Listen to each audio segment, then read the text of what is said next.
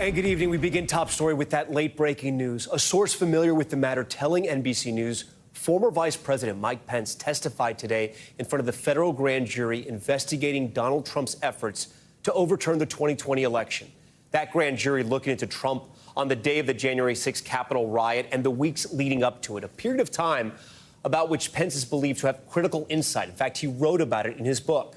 Just to underscore what a strange moment this is in our country's political landscape, we have a former vice president testifying in a federal probe into a former president and his former boss, a man who reportedly called Pence a wimp, and also the man that could stand in the way of his possible bid for the White House in 2024 if Pence decides to throw his hat in the ring. A lot to get to here, so I want to get right to our senior legal correspondent, Laura Jarrett. So this can be confusing. It can be wild. It is definitely breaking news. Yeah. What do we know so far about the testimony? We know it wasn't short. He was there all day. We caught his car going in around 9 a.m. and he left around 4:30.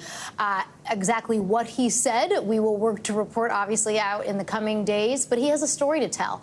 Part of that story he has told in his memoir, as you mentioned, and we know that the special counsel is particularly focused on Trump's efforts to block the certification of the election. They had come up with this harebrained scheme that Pence was somehow going to overturn the election and single-handedly prevent Joe Biden from becoming president. Pence didn't go along with it. And so the special counsel wants to know, what exactly were those conversations like with Trump leading up to January 6th? Besides the president, the former president himself, you got to think Mike Pence is maybe number 2 on the list that people wanted to talk to, right? He was there for the meetings, he's certifying the election, and he wrote about this extensively in his book. There's a lot there. There is, but there are parts of it where he's vague. You know, he talks about a conversation that happened on January 5th, the night before the attack on the Capitol. He got an urgent call from the president. Prosecutors are going to want to know anything and everything that happened on that call, not just sort of a little bit of his reflections. They're going to want to drill down, and he's going to be under oath. That's very different than just providing a little bit of color in a book. And we have a bit of news. The president was giving his speech in New Hampshire earlier tonight. Our reporter, Jonathan Allen, was able to ask him what he thought about the Vice President Pence testifying today. Trump reportedly said, "Oh, I don't know what he said, but I have a lot of confidence in him."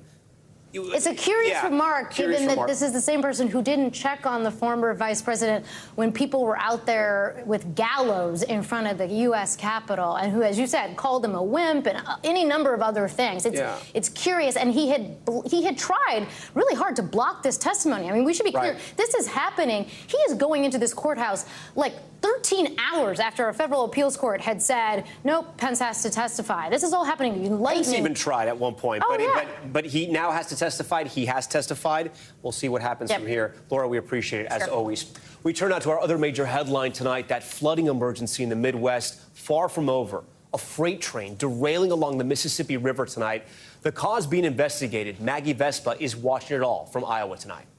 With floodwaters rising and the danger zone deepening, warnings about the slow-motion disaster taking shape along the Mississippi River's banks, sparking new, longer-term fears. We do have several cars in the water. Tonight, a freight train derailing along the Mississippi in DeSoto, Wisconsin. At least 2 cars falling into the water, the cause under investigation. Meanwhile, the USDA halting barge traffic across much of the river. More than 20 flood gauges showing major flooding from Minneapolis to Burlington, Iowa. Some cities slated to remain at major flood stage for at least another week. This is 21. Wow. This is 21-6, I believe. Todd Doss is scrambling to protect his Davenport body shop, where the river may not crest until Monday. If they say it's going to be at your flood stage, you better get your sandbags and sand delivered and get a plan. This as brutal storms batter the South, blanketing the ground in massive hailstones. Some 12 million under threat across the region. In Florida, damaging winds ripping a 30-year-old tree out by its roots. Okay, wild out there for so many Americans. Maggie Vespa joins us tonight from Davenport, Iowa. And Maggie, with these flooding stories, authorities are always trying to get people to get out, to evacuate in certain areas. It can be difficult. What's happening in Davenport tonight? Right. Essentially, Tom, they're encouraging people to evacuate. We haven't seen any mandatory evacuations, but people basically are being forced to. We should know. We spent a little bit of time in Pleasant Valley. It's about 20 miles outside of Davenport, and that's the area that we've shown drone video of.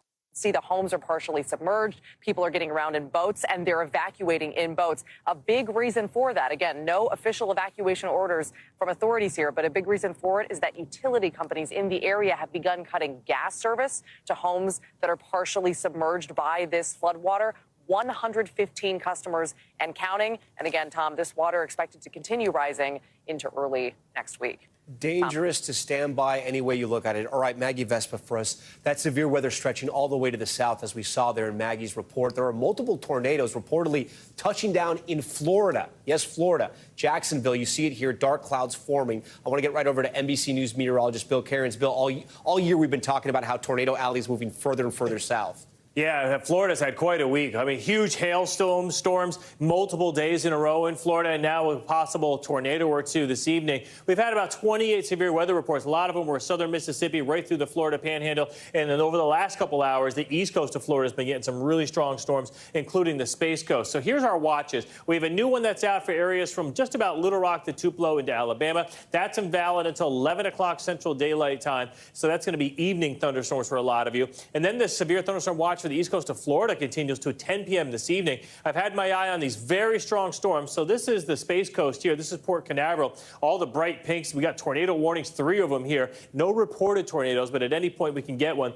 Those will be heading off to shore very shortly. Again, right over the top of the Space Coast. Then tomorrow we do this all over again. Dallas, Fort Worth, down to Austin, San Antonio. Again, large hail threat, just like we've had with a lot of these other storms. And it's just going to be a messy weekend. Friday, rainy weather on the East Coast. There's that second storm tomorrow. And then by the time we get to Saturday and Sunday, what a mess on the East Coast. I hope a lot of people have alternate plans if they have anything outdoors this weekend.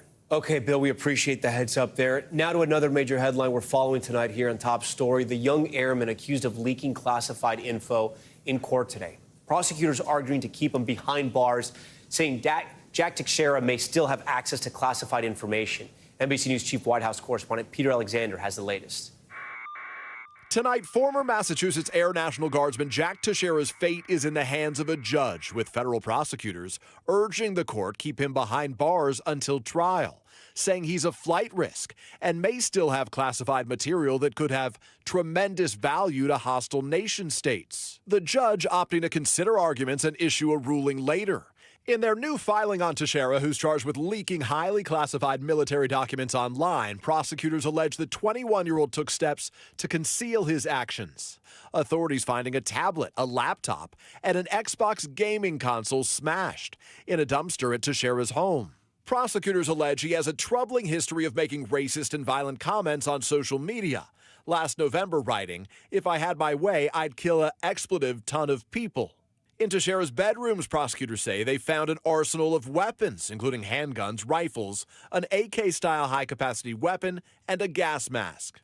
Teixeira is accused of leaking damaging information about China, the war in Ukraine, as well as documents that reveal how the U.S. is gathering intelligence on its allies. The U.S. is under pressure to determine why an airman in tech support had access to some of the nation's top secrets. The sad reality is that it seems like our Department of Defense has less of a rigorous insider threat and vetting process program in place than even corporate America does. Teixeira has not yet entered a plea, his lawyer calling him a 21-year-old kid who lives in his hometown and would stay with his father if released. Peter Alexander joins us tonight from the White House. Peter, you mentioned that cache of weapons found at Teixeira's home. Yeah. Prosecutors also pointing out some of the searches he conducted on his computer involving mass shootings. Yeah, Tom, you're right. Prosecutors say Teixeira used his government computer to search for information on infamous mass shootings, looking up terms like Las Vegas shooting, where a gunman killed 61 people in 2017, the Buffalo supermarket shooting, where a white man, authorities say, targeted black people there, and Uvalde, where 19 young students and 2 teachers were killed. Importantly, none of those searches, prosecutors say, had anything to do with Teixeira's position in information technology. Tom? Okay, Peter Alexander for us. Peter, thank you. Now to an NBC News exclusive. 4 GOP operatives familiar with the conversations telling NBC News that Florida Governor Ron DeSantis will launch a presidential exploratory committee in mid-May before announcing a full-fledged presidential campaign later on. The governor already testing the waters on the world stage, making another stop, this time in Israel. NBC's Gabe Gutierrez is there and asked Israel's Prime Minister Benjamin Netanyahu who he'd prefer to see in the White House. Thank you so much. Tonight, Florida Governor Ron DeSantis on the world stage touting his pro-business record, but also firing back after Disney's lawsuit, which alleges he orchestrated a campaign of government retaliation by pushing to scrap Disney's decades-old deal with Florida that allowed the company to govern itself. The main employer in your state now is coming back and saying that you are anti-business in this new lawsuit.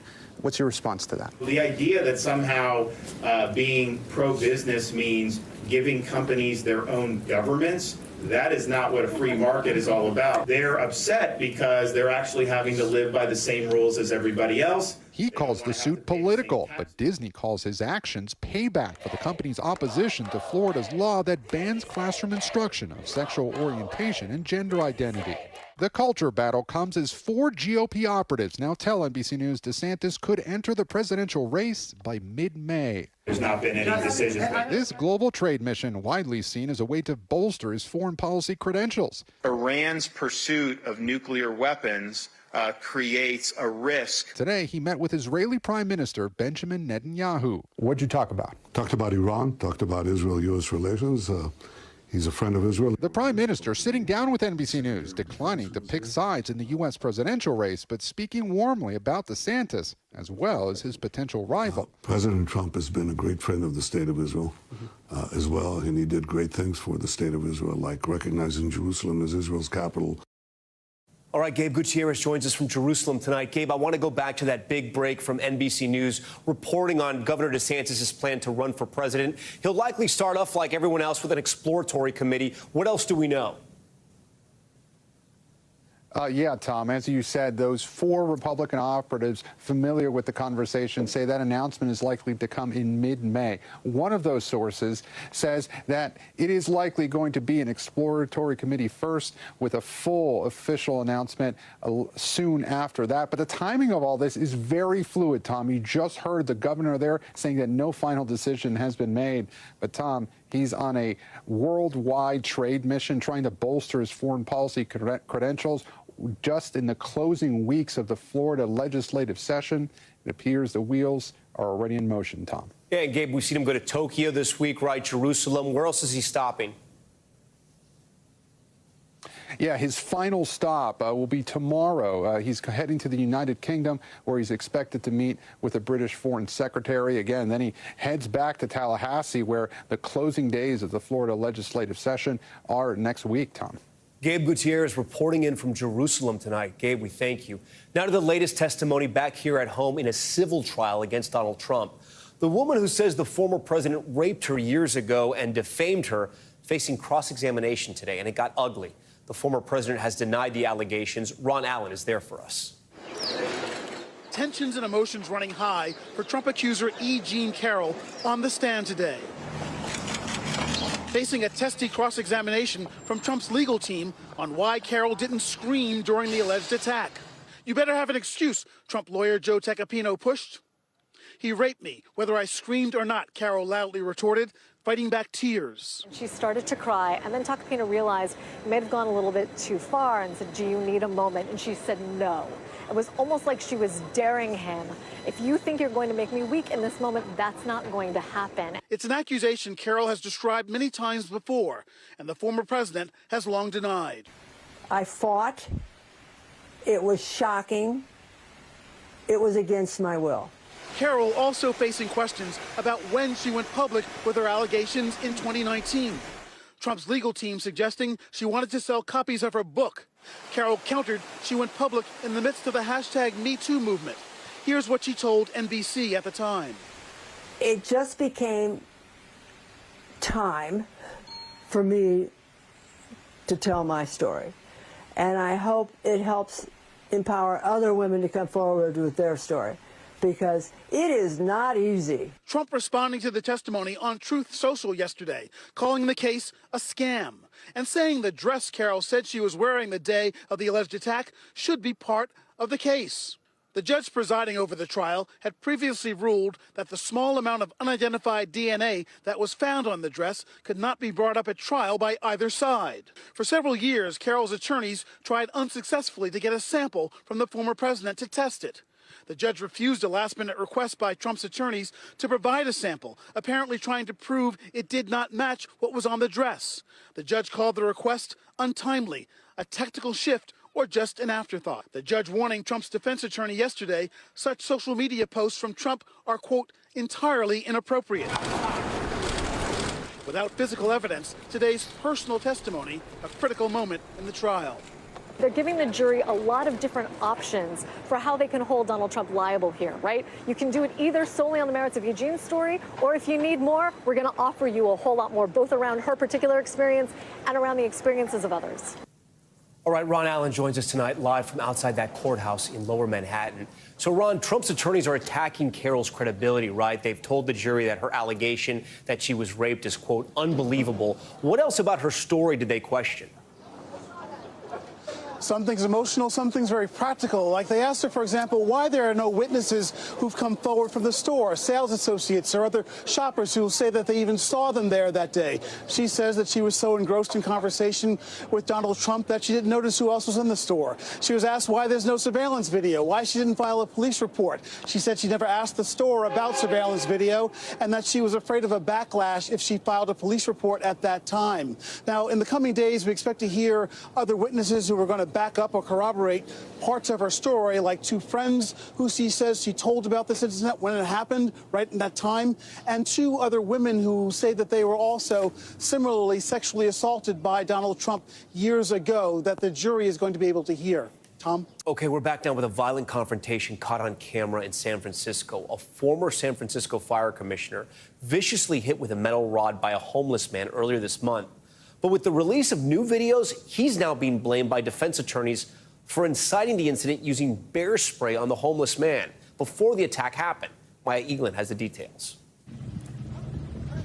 Tonight, another brutal attack in San Francisco causing an uproar, with videos released pointing blame at both men. A homeless man swinging what appears to be a metal bar at a former fire commissioner, Don Carminani, leading to 3 felony charges. 2 video clips released by Carminani's attorney appear to show him lifting his hands to protect himself from a man identified as Garrett Allen Doty, who is homeless. The second video from before the attack appears to show Doty pulling a metal bar from the trash and swinging. Carminani's attorney says he was beaten and chased for 2 city blocks, leaving him with serious head injuries and a fractured jaw. But there may be more to the story. Doty's public defender released 2 videos prosecutors turned over as part of evidence. One appearing to show Carminani approaching Doty and spraying him. Doty's defense lawyer saying this instigated the altercation and cited a third-party witness saying Carminani threatened Doty. Along with the video, Doty's defense also released evidence of 8 separate incidents of bear spray attacks against homeless people in the neighborhood over the last 2 years, including this one from November 2021, the suspect fitting Carminani's description. But he hasn't been charged in relation to any of the incidents. He sprays with a massive can of bear spray, the same weapon used in the Doty incident. In an interview with CBS's local affiliate, Carminani saying he approached Doty for camping out and doing drugs outside his mother's home. He did admit to using pepper spray in, quote, self-defense, also saying he was informed by his attorneys he might be facing charges himself. According to NBC Bay Area, Carminani's attorneys strongly deny their client being involved in any prior incidents. He's missed his last 2 court appearances, his lawyers citing the, quote, severity of his injuries, leading to Doty being released until a hearing next month. Maya Eaglin joins us now in studio. So, Maya, there's obviously a lot to this story, but there was also some reporting that the DA in San Francisco may eventually drop the charges against the man who had the metal bar. Right. So Doty's attorneys are saying that he used that metal bar in self-defense, but the DA put out a statement saying that they're going to continue pressing charges here and use every power possible to hold violent offenders accountable. We also know that Doty's been served with a criminal protective order and will have to stay 100 yards away from both the crime scene and the former fire commissioner. Tom? Okay, Maya Eaglin for us. Maya, thank you. Now to the latest on the multi-state manhunt for those Mississippi inmates. Police arresting one of the 3 remaining escapees in Texas today. And get this, it was more than 400 miles from the jail. Blaine Alexander has the latest. After 5 days on the run, tonight officials have captured 51-year-old Jerry Raines, arrested near Houston, Texas. This surveillance image shows him entering a gas station in the area on Sunday. His arrest comes more than 400 miles from where officials say he and 3 other inmates escaped from this Mississippi jail. The break sparked a massive multi-state manhunt across the South, with 2 other inmates still on the loose. A fourth, 22-year-old Dylan Arrington, died Wednesday after a shootout with police. He barricaded himself inside this house, officials say, which went up in flames. Tell me about this facility. Hinds County Sheriff Tyree Jones oversees the detention center. He says they escaped through a hole in one of the cells. So they literally walked across the roof. Right. And then jumped off? Jumped off the roof and went into this wooded area right here where they were able to escape the grounds of the facility. Once out, police say they left a violent trail that claimed at least 1 life. Officials say Pastor Anthony Watts stopped to help when he saw Arrington, one of the inmates, wreck a stolen motorcycle. Moments later, police say Arrington shot the pastor to death and stole his truck. Sheriff Jones says over the past year, they have seen several inmates escape from this facility. Why does this keep happening? How are inmates still able to repeatedly escape? Because like we said, we're still facing some challenges. We still have challenges regarding the physical plant of the facility, as well as some of the staffing issues. How frustrating is it to you as sheriff that you say you don't have the resources to just fix this? It's very frustrating at times because safety is always priority. And Tom, officials tell us that it was an anonymous tip that led to Raines being taken into custody. We're told that he was arrested at a hospital in Texas as he was waiting to be discharged. Tom? Okay, Blaine Alexander for us. Blaine, thank you. We come back. The video that landed 6 D.C. firefighters on administrative leave. Look at this. The clip showing the men appearing to brawl on the streets, what the department is saying about that incident tonight. And slimming down, what weight loss staple Jenny Craig is telling staffers about the future of the company. Stay with us.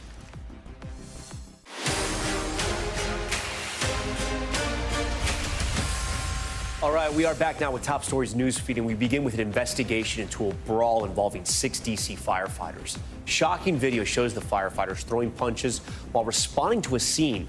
Authorities have not released details about the cause of the fight, but D.C. Fire is now placing the 6 employees on administrative leave.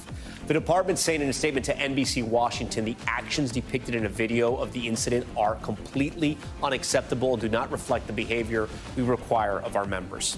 And the daring moment, Wisconsin officers rescued an 84-year-old from a car fire. Dashcam video shows Kenosha police attempting a traffic stop on that minivan driver when a flat tire began sparking and then burst into flames. It looked like Back to the Future. The fire quickly spreading to the whole car. Officers were able to pull the driver from the van after he came to a stop. Miraculously, no injuries were reported. And weight loss company Jenny Craig warning staffers of possible mass layoffs. Employees telling NBC News they received communications about staff cutbacks and the winding down of physical operations as Jenny Craig continues its search for a buyer. Documents sent out by the company and acquired by NBC saying the layoffs will likely affect all employees in some manner. Representatives for the company have not responded to our request for comment. Okay, we head overseas now to the brave final moments of a Japanese journalist killed in Myanmar. New footage coming to light after 15 years. The reporter's missing camera has resurfaced. Tonight, his family speaking out and hoping that these images once again shed a light on Myanmar's brutal military regime. Keir Simmons with the fallen journalist story. These are the last images just released of a journalist who was trying to spotlight a ruthless military crackdown. The army has arrived, Kenji Nagai says, and they are heavily armed. Within minutes, he'd be shot dead. Nagai filming his own report in front of protesters in Myanmar. A selfie-style narration to camera just moments before he was hit by a bullet. This now famous picture shows how he fell right where he was filming, still holding his camera despite the fatal wound. Standing over him, a soldier with a gun. They are images from 2007, during the height of an uprising against Myanmar's military junta, called the Saffron Revolution after the colour of the monks' robes, who was central to the movement. Many died, and today many more are still dying Under the shadow of military rule, in a country riven by a complex conflict the world seems powerless to end. By one estimate, 30,000 lives have been lost this past 2 years. The family of Kenji Nagai, who was Japanese, were given his camera and released the chilling images, hoping to refocus world attention on the bloodshed, just as he was trying to do. このことで改めてミャンマーに皆さんに目を向けていただき Authorities in Myanmar maintain he was killed by a stray bullet, but Japanese media obtained footage showing him pushed to the ground and shot at point-blank range. The picture of him wounded with his camera won a Pulitzer Prize in 2008. Now the world can see what he was doing minutes before. New evidence from the hands of a journalist killed doing his job, determined to highlight the brutality of Myanmar's junta, not knowing that same violence would soon take his life. All right, with that, Keir Simmons joins us tonight from London. Keir, talk to us about how the family was able to get this camera back after 15 years.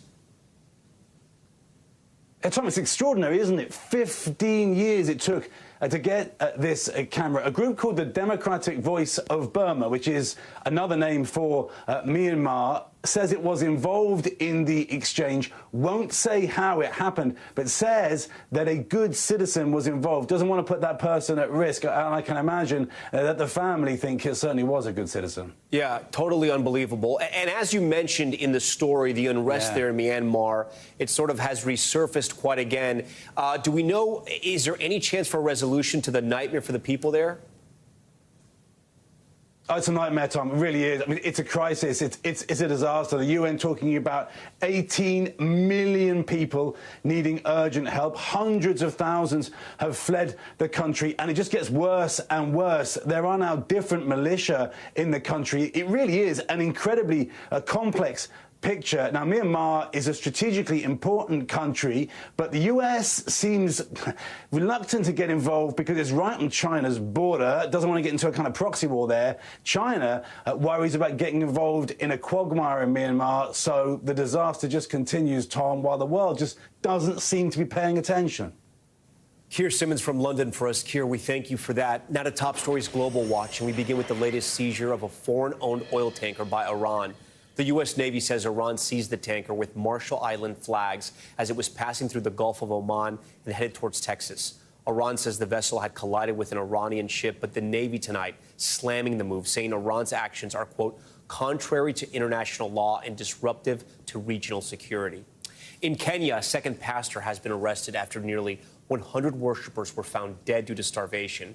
Authorities today arresting Ezekiel Ambok Odero on criminal charges, quote, related to mass killings of his followers. It is unclear how many deaths have been linked to his church, but the arrest comes just days after 100 bodies were found in a shallow grave at a different church. That pastor charged with encouraging his parishioners to starve themselves to death in order to see God. And in Sudan, the military agreeing to a last-minute 72-hour extension of that ceasefire we've told you about. The 3-day pause in fighting, which has decreased fighting temporarily, was due to expire at midnight.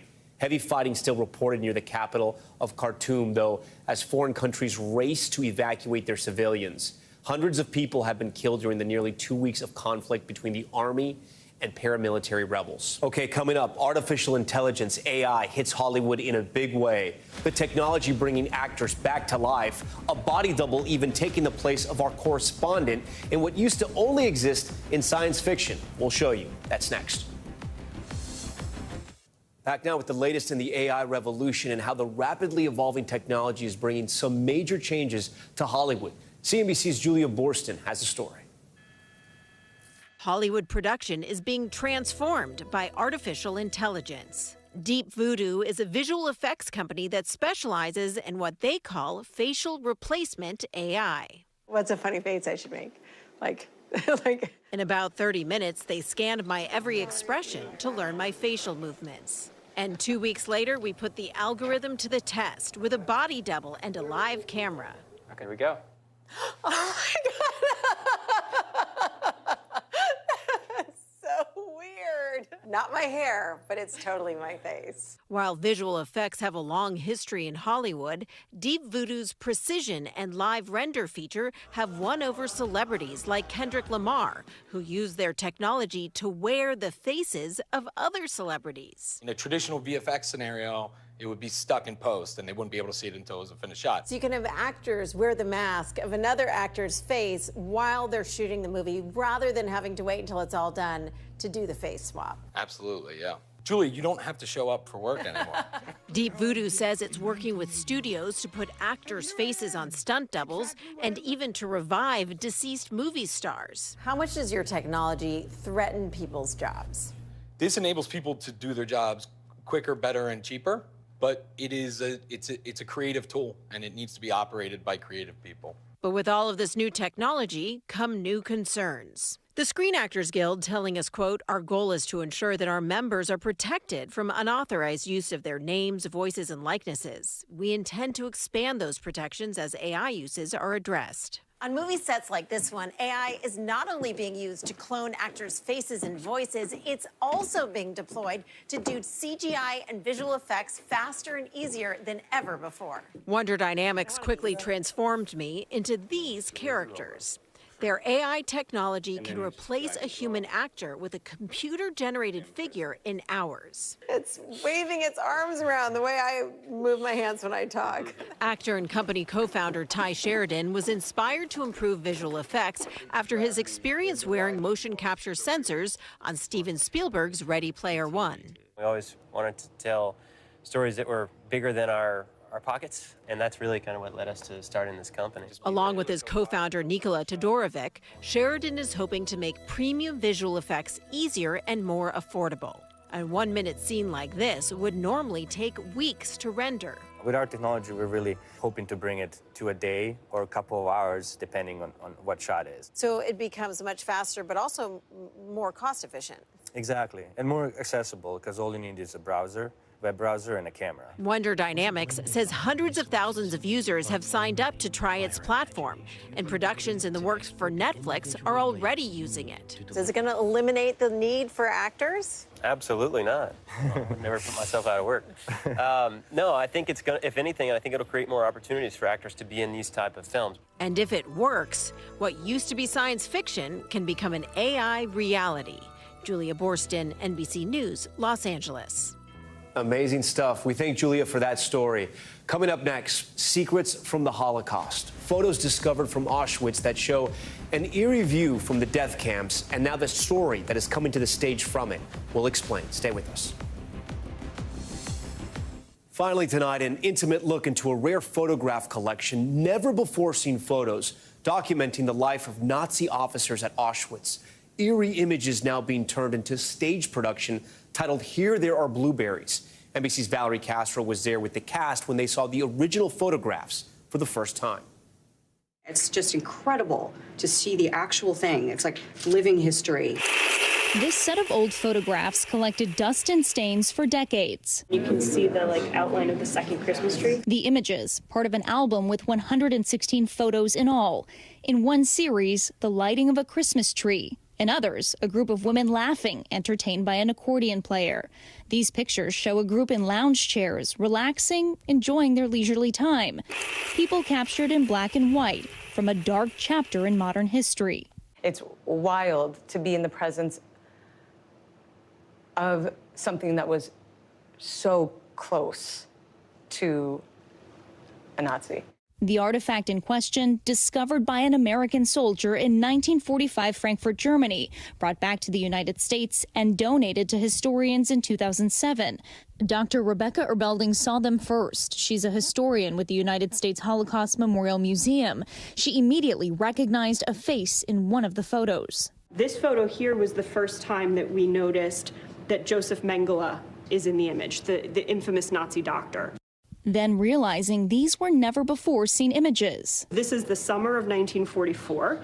The Hungarian Deportations have just happened, so this is kind of when Auschwitz becomes Auschwitz. The photo album belonged to Carl Hoker, a high-ranking SS officer at Auschwitz, documenting life at what amounted to be a resort camp for both men and women, less than 20 miles from the infamous death camp. This is the leadership of the camp. So you have the original commandant, Rudolf Höss, who built Auschwitz, who first tested the gas chambers and experimented with that. The people in the pictures grabbed her attention, but it's what they were doing that left her stunned. You don't see any photos of kind of stereotypical Auschwitz photos as we would think of them. What you see instead are parties.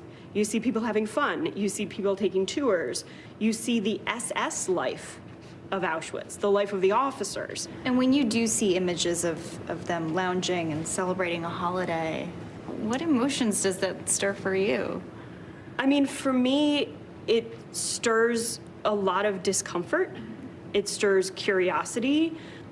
I think there's an expectation that people will be visibly evil. This album really gives us a lot of insight into the minds of these perpetrators, and I think it asks a lot of questions. How can you have a party while you're also staffing a killing center? How the photos were discovered and what they revealed about the perpetrators of the Holocaust caught the attention of an award-winning playwright who thought this story was made for the stage. As soon as I mentioned the word concentration camp, they are suddenly quiet. The photos are the mystery, and the play tries to delve into the mystery and perhaps tell us something about our lives today. Moises Kaufman and co-playwright Amanda Gronick are behind the play Here There Are Blueberries, named for the inscription on a series of photos in the album. There's such joy and excitement about the fact that they have found this delicious fruit. If you look at that moment, you wouldn't make much of it. But the fact that they're doing that next to the largest killing center in the history of the world recontextualizes what it means. Great. For weeks, they've been rehearsing, but before the show's opening night, the cast went back to where the story first began, with those original photographs. We were there as they saw them in person for the first time at the Holocaust Memorial Museum's archives. You can see, I mean, how small they actually are. Elizabeth Stallman, who plays Dr. Erbelding, is one of the actors portraying a real-life figure in the show, set to grace the Shakespeare Theater Company's Harmon Hall in Washington, D.C. next month. The facts are extraordinarily important to get right and to make sure that we learn the facts so that we can properly supplement the story. A poignant moment about the past that grapples with questions of complicity. That I think we all need to wrestle with is that these people are doing monstrous things, but they were not born monsters. They made choices. The scars of those choices taking on a second act. The telling of history is dependent on that which history leaves behind. Without evidence, you have no story. Looks to be a powerful piece of theater. We thank Valerie Castro for that and the team that worked on it. And we thank you for watching Top Story tonight. I'm Tom Llamas in New York. Stay right there. More news on the way.